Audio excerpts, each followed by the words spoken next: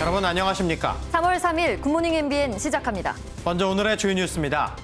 경기도 동두천시가 지역 거주 외국인을 대상으로 진행한 코로나19 선제검사에서 96명이 확진 판정을 받았습니다. 확진자들 간 역학관계가 확인되지 않고 있어 지역사회 확산 우려가 커지는 가운데 오늘 발표될 신규 확진자 수도 나흘 만에 400명대를 기록할 것으로 보입니다. 방역당국이 코로나19 백신 접종 속도를 점차 높여 이번 달까지 45만 명에 대한 접종을 완료한다는 계획입니다. 65세 이상 고령자에 대한 접종 여부도 이번 달에 결론 날 것으로 보이는데 정부는 백신과 관련한 가짜 뉴스에 대해 엄정 대응 방침을 밝혔습니다. 정부가 15조 원의 추경 예산을 편성해 19조 5천억 원의 4차 재난지원금을 지급하기로 했습니다. 내일 국회에서 추경안이 통과되면 오는 29일부터 코로나 사태로 피해를 본 소상공인 등 690만 명에게 최대 500만 원의 재난지원금이 지급됩니다. 한국토지주택공사 LH 직원들이 최근 3기 신도시로 지정된 경기도 광명, 시흥 일대 부지 100억 원어치를 미리 사들였다는 의혹이 제기됐습니다. LH는 해당 직원들의 직무를 정지했고 국토부는 진상조사에 나섰습니다. 윤석열 검찰총장이 여당이 추진 중인 중대범죄수사청은 법치주의 말살이자 헌법정신 파괴라고 비판하자 청와대는 절차에 따라 의견을 내야 한다며 불편한 기색을 보였습니다. 오늘 대구고검과 지검을 방문하는 윤 총장이 어떤 입장을 밝힐지 주목됩니다. 오늘은 전국이 맑은 가운데 서울 아침 기온이 영하 2도, 철원은 영하 10도까지 떨어지는 등 반짝 추위가 이어지겠습니다. 하지만 낮부터는 기온이 올라 서울 10도, 대전과 광주는 13도를 기록하며 온화한 날씨가 이어지겠습니다. 언제 어디서 집단 감염이 터질지 모르는 요즘입니다. 이번에는 경기도 동두천에서 이 외국인을 대상으로 한 선제검사에서 무려 96명의 확진자가 나왔습니다. 대규모 감염 사례가 발견되면서 오늘 0시 기준으로 발표될 신규 확진자 수도 400명대 중후반으로 올라갈 것으로 보입니다. 김문영 기자의 보도입니다. 경기 동두천시가 관내 외국인을 대상으로 한 선제검사를 한 결과 확진자가 무더기로 나왔습니다. 인근 남양주시와 양주시에서 외국인 근로자 감염이 확산하자 선제적으로 지역에 등록된 외국인 3,900여 명을 대상으로 검사를 진행했는데 이틀 동안 외국인만 96명이 확진 판정을 받았습니다. 전수검사가 아직 진행 중이라 감염자 수는 더 늘어날 것으로 보입니다. 이분들이 어디 있는지 지금 현재 그 결과치만 나온 거라 역학조사관들이 지금 투입이 돼 있는 상태예요. 그다음에 무작위 검사를 선별 검사를 하다 보니까 외국인 확진자 대부분은 무증상으로 거주지는 동두천이지만 직장 등은 경기 양주와 포천, 남양주, 인천 등 다양한 것으로 알려졌습니다. 외국인 확진자들 사이에 역학적인 연관성이 아직 파악되지 않아 지역사회 확산 우려도 제기되고 있습니다. 이 밖에도 서울 노원구 어린이집에서 14명이 확진 판정을 받았고 경기 수원시 태권도장과 이천시 가족지인 모임, 대구 지인 모임에서도 새 집단 감염 사례가 나타나고 있습니다. 이에 따라 오늘 0시 기준 신규 확진자 수는 100여 명 가까이 늘어난 400명대 중반을 기록할 것으로 보이는데 이번 주 중반 수치는 더 오를 가능성이 큽니다. 방역당국은 모레 공청회에서 거리두기 개편안 초안을 논의한다면서도 거리두기 개편 발표 시점을 확정하지는 못했습니다. MBN 뉴스 김문영입니다. 코로나19 백신 접종은 속도가 붙는 모습입니다. 이번 달 안으로 일반 병원 의료진과 코로나 1차 대응 요원 등 이 45만 명의 1차 접종이 끝날 예정입니다. 논란이 큰 65세 이상 고령자에 대한 아스트라제네카 접종은 외국에서 효능이 있다는 발표들이 나오고 있는데 우리나라도 이번 달 안에는 결론이 날 것으로 보입니다. 정태진 기자입니다. 지금까지 백신을 맞은 접종자는 23,086명. 요양병원과 요양시설 종사자들과 코로나19 치료를 하는 수도권 의료진입니다. 이상 반응 신고는 아스트라제네카 백신 5명, 화이자 1명이 접수됐지만 모두 경미한 수준이었습니다. 3일간의 연휴를 감안하면 현장의 접종 참여율이 높았다고 평가됩니다. 오늘부터는 화이자 백신 접종 장소가 국립중앙의료원을 포함해 전국 권역별로 확대되면서 백신 접종에 속도가 붙을 것으로 보입니다. 오는 8일부터는 전국 82개 접종센터로 확대돼 코로나19 치료 의료진 접종이 20일까지 마무리될 예정입니다. 동시에 고위험 의료기관 종사자와 119 구급대원을 비롯한 1차 대응 요원에 대한 아스트라제네카 접종도 시작됩니다. 이달 안에 맞게 되는 전체 접종 인원만 44만 5천 명에 달합니다. 65세 이상 고령자에 대한 아스트라제네카 접종 여부도 이달 안에 결정될 전망입니다. 각국의 고령자에 대한 접종 결과 이런 것들도 모두 포함해가지고 지금 검토 중이기 때문에 전체적인 각국의 그 접종 결과 이런 것들을 보고 결정을 하도록 할 예정입니다. 영국에서는 아스트라제네카 백신 접종이 고령층의 효과가 상당한 것으로 나타났고 프랑스는 65세 이상 고령층의 접종을 허용했습니다. The Oxford AstraZeneca vaccine or of the Pfizer vaccine works against severe infection among the over 70s with a more than 80% reduction in hospitalizations. 우리 당국은 임상 자료가 축적되는 대로 65세 이상 접종 여부를 결정할 예정입니다. MBN 뉴스 정태진입니다. 정부가 해외 일부 국가에서 추진 중인 코로나19 백신 여권 도입을 검토하고 있습니다. 윤태호 중앙사고수습본부 방역총괄반장은 어제 브리핑에서 국내에서도 중앙방역대책본부와 중수본을 중심으로 백신 여권 도입 논의가 이루어지고 있다고 밝혔습니다. 백신 여권은 국제적으로 통용되는 형태의 접종 증명서로 윤 반장은 백신 접종을 하더라도 무증상 감염으로 이어질 가능성도 있어 꼼꼼히 검토해야 한다고 밝혔습니다. 어제 전국 초중 고등학교에서 새 학기가 시작됐습니다. 코로나19의 긴장은 이어지고 있지만 학생들의 얼굴엔 모처럼 설렘이 가득했습니다. 그 현장을 유호정 기자가 전해드립니다. 한 손에 축하 꽃다발을 든 아이의 발걸음이 가볍기만 합니다.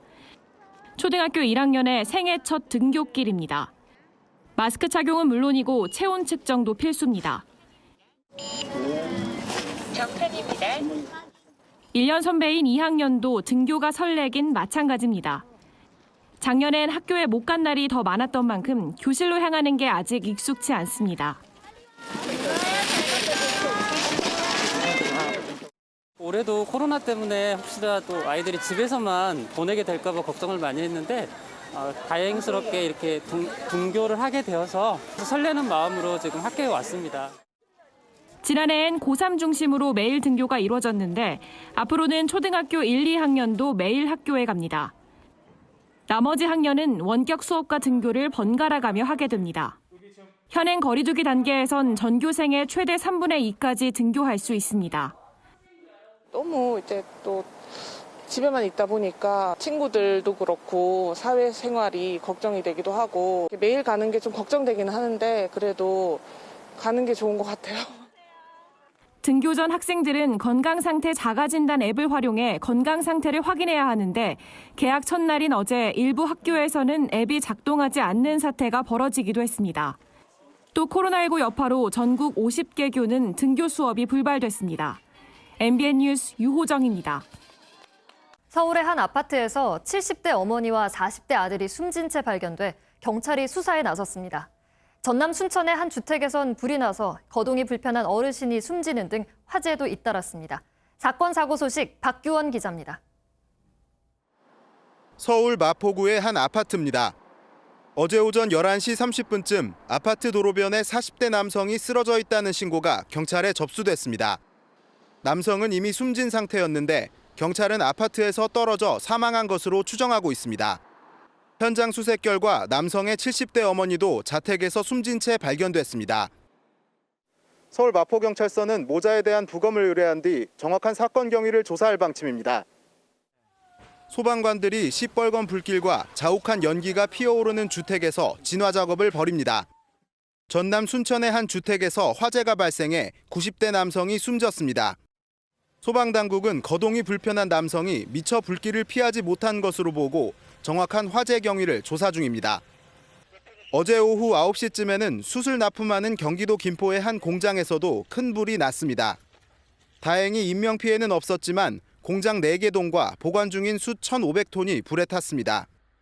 밤샘 진화 작업을 벌인 소방당국은 불이 완전히 꺼지는 대로 정확한 피해 규모를 조사할 방침입니다. MBN 뉴스 박규원입니다.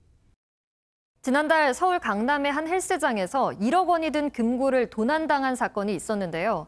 금고를 훔쳐 부산으로 도주한 절도 용의자가 술을 마시고 난폭 운전을 하다 경찰에 붙잡혔습니다. 김태림 기자가 보도합니다. 남성 2명이 커다란 금고를 들고 복도를 나갑니다. 잠시 후 골프 가방까지 들고 밖으로 나오더니 차 트렁크에 물건을 싣습니다. 지난달 25일 서울 강남구의 한 헬스장에서 현금 1억이 들어있던 금고와 골프용품이 사라졌습니다. CCTV에 찍힌 남성 A씨는 헬스장에 다니는 회원으로 미리 외워둔 비밀번호를 이용해 사무실 문을 열고 들어가 범행을 저지른 것으로 알려졌습니다. 같이 이제 회원이니까 이제 형 동생 하면서 좀 친해진 회원이 있어요. 술 한잔 먹다가 그런 자기과시욕 있잖아요. 뭐 저도 이제 부풀려서 얘기를 했죠. 한 5억 정도 있다 이렇게 얘기를 했죠. 한동안 연락이 끊겨 있던 A씨는 지난 월요일 새벽 부산 해운대구에서 면허 취소 수준의 만취 상태로 난폭 운전을 하다 경찰에 붙잡혔습니다. 경찰 조사에서 A씨는 돈을 훔친 사실 등 범행을 부인하고 있는 것으로 알려졌지만 절도 다음 날 부산 등지에서 수백만 원의 값비싼 양주 등을 마시는 모습을 자신의 SNS에 올리기도 했습니다. 경찰은 구속된 A씨를 상대로 금고와 귀중품의 위치를 조사하는 한편 다른 일당의 행적도 뒤쫓고 있습니다. MBN 뉴스 김태림입니다. 기성용 선수의 학폭과 관련해 명백한 증거를 공개하겠다던 폭로자 측이 돌연 말을 바꾸고 자신들을 고소해달라고 요구하고 나섰습니다. 증거는 법정에서 밝힐 테니 사실관계를 법정에서 다투자는 건데요. 조희로 기자입니다. 21년 전 성폭력을 당했다는 폭로자 측의 주장에 강경 대응을 예고한 기성용. 증거가 있으면 빨리 증거를 내놓고 해명을 하면 될 일인데 진실에 대해서는 모든 것을 다 바뀔 거고 강경하게 대응하려고 합니다. 기자회견 직후 폭로자 측 변호인도 원하는 대로 곧 증거를 공개하겠다고 밝혔습니다.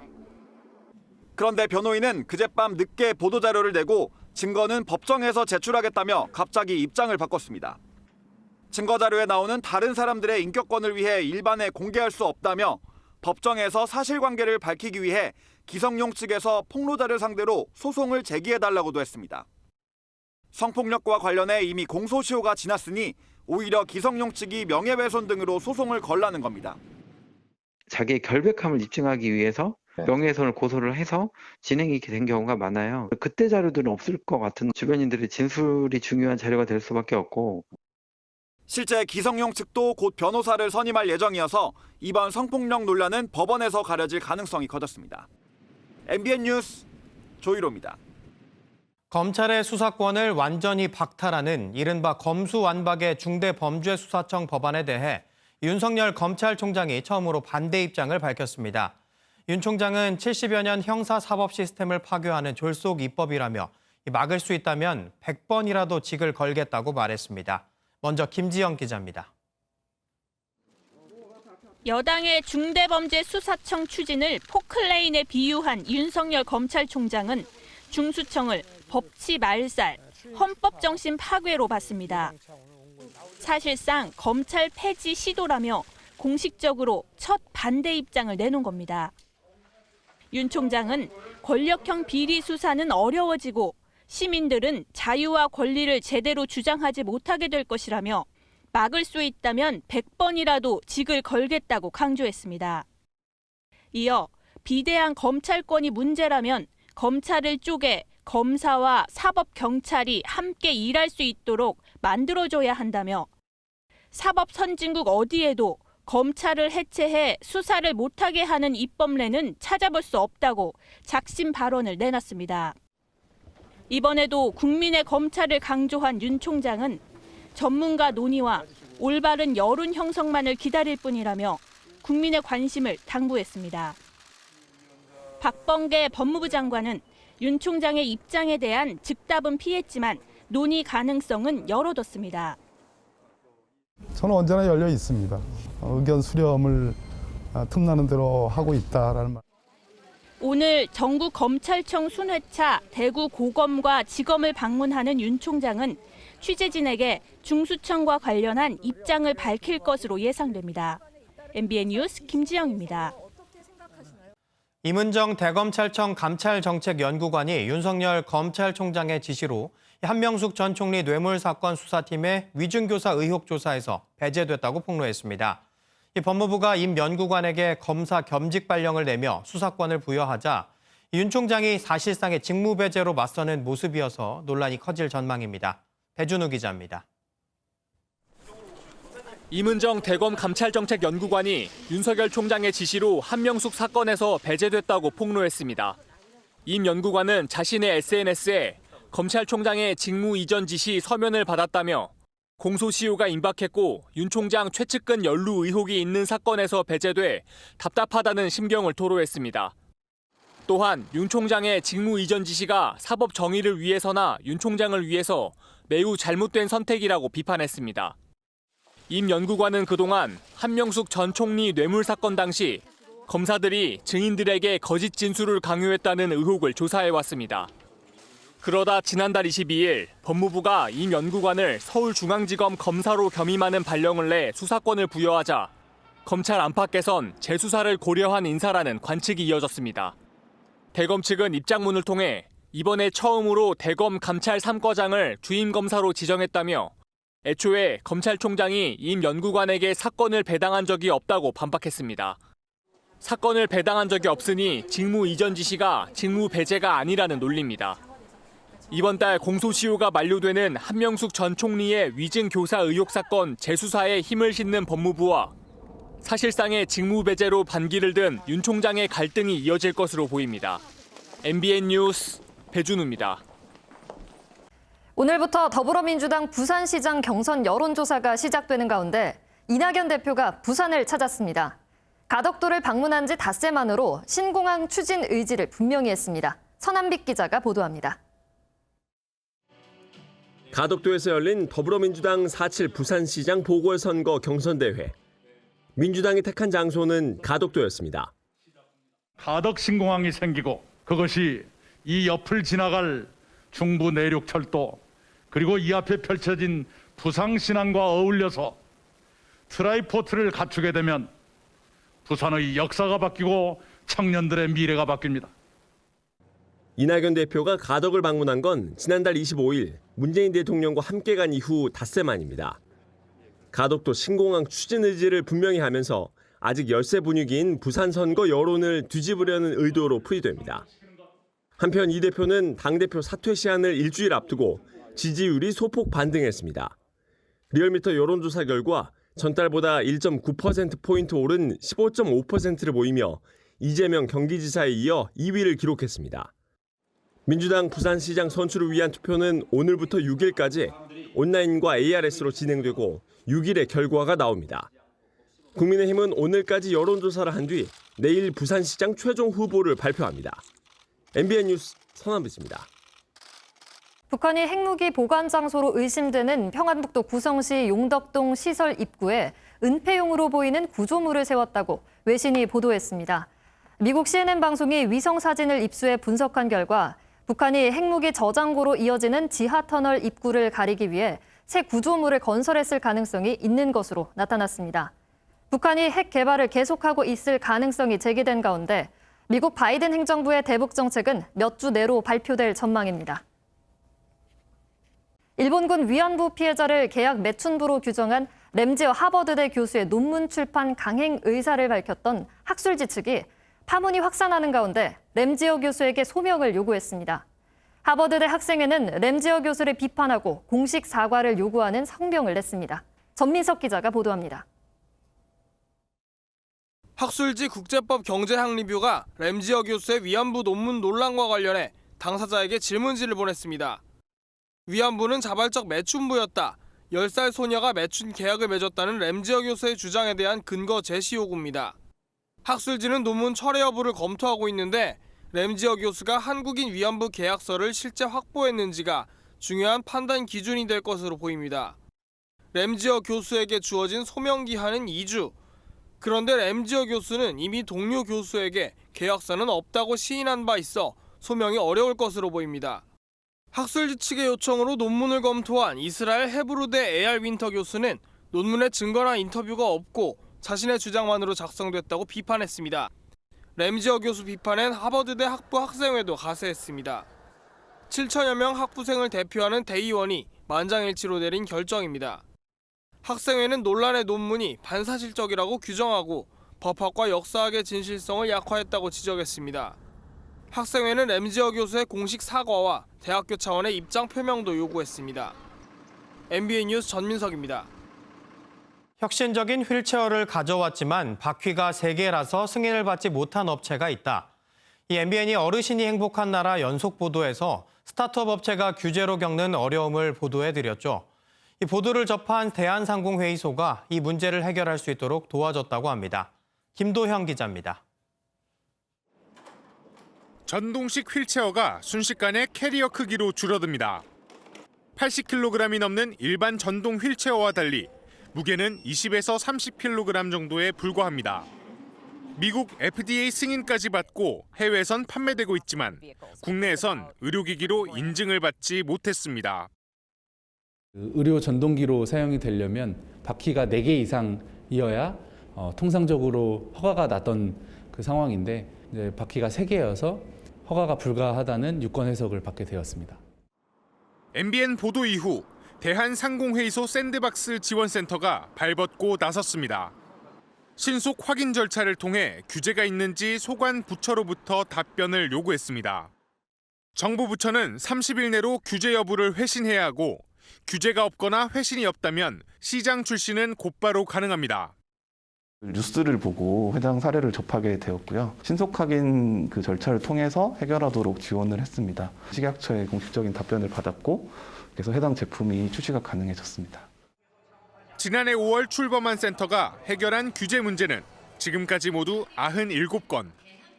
대한상인은 새로운 아이디어가 있는데 모호한 법령으로 어려움을 겪는 스타트업 기업들을 앞으로도 적극 돕겠다고 밝혔습니다. MBN 뉴스 김도형입니다. 여자 프로농구 KB스타즈가 더블더블을 기록한 박지수의 활약에 힘입어 챔피언 결정전에 진출했습니다. 전남주 기자의 보도입니다. 강하정의 고공 패스를 받은 박지수가 손쉽게 골밑 득점을 올립니다. 박지수는 상대 선수의 공격을 블록슛으로 차단합니다. 박지수의 높이의 위력은 공격 리바운드에서도 나타났는데 계속된 리바운드를 따내며 최희진의 석점슛 발판을 마련했습니다. 21점 24리바운드를 기록한 박지수의 활약 속에 KB스타즈는 신한은행을 71대 60으로 꺾고 챔피언 결정전에 진출했습니다. 여자 프로농구 플레이오프 사상 처음으로 2경기 연속 20득점 20리바운드 이상의 대기록을 작성한 박지수는 상대팀에 대한 예우도 잊지 않았습니다. 끝까지 좋은 경기 했던 것 같고 또 신한 언니들이 막 넘어지거나 하면은 담비 언니도 그렇고 먼저 일으켜주고 정말 감사하게도 그렇게 해줘서 상대팀이지만 그렇게 매너 있게 해줘서 너무 고맙고 시즌 초 꼴찌 후보로까지 평가받던 신한은행은 예상을 깨고 플레이오프까지 진출해 다음 시즌 전망을 밝게 했습니다. 남자 프로농구에선 KT가 연장 접전 끝에 삼성의 93대 88로 승리하며 3연승에 성공했습니다.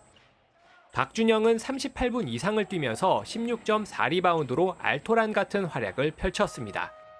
MBN 뉴스 전남주입니다.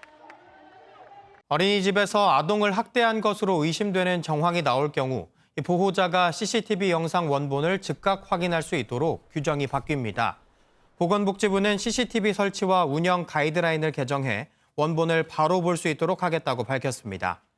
기존에는 보호자가 CCTV를 요구해도 어린이집 측에서 개인정보 보호 등을 이유로 모자이크 처리된 영상을 제공해 관련 분쟁이 잦았습니다. 치안이 약한 나이지리아에서는 최근 아주 이상한 수익 사업이 판을 치고 있다고 합니다. 약자들만 노린다는데 일벌백계가 필요할 것 같습니다. 히잡을 두르고 마스크를 쓴 여학생들이 줄지어 앉아 있습니다. 수업이라도 들으러 모였나 싶지만 사실 지난달 26일 무장단체에 납치됐다가 막 풀려난 건데요. 이들은 곧장 병원으로 가 건강부터 확인했습니다. 나이지리아 정부는 무장단체와 협상해 279명의 소녀들을 석방시켰다고 밝혔는데요. 코로나19의 유가 하락으로 경제난에 빠진 나이지리아에선 최근 학생들을 납치해 몸값을 요구하거나 투옥된 동료를 풀어달라고 요구하는 일이 자주 발생하고 있다네요. 플라밍고는 매력적인 색의 깃털과 자태로 사랑받아왔죠. 요즘 케냐엔 이 분홍색 물결이 가득한데 문제가 하나 있다고 합니다. 케냐 보고리아 호수를 빼곡히 메운 핑크빛 물결, 바로 플라밍고입니다. 그런데 쉬고 있는 플라밍고들 머리 위로 나무에 걸려 죽은 개체도 보입니다.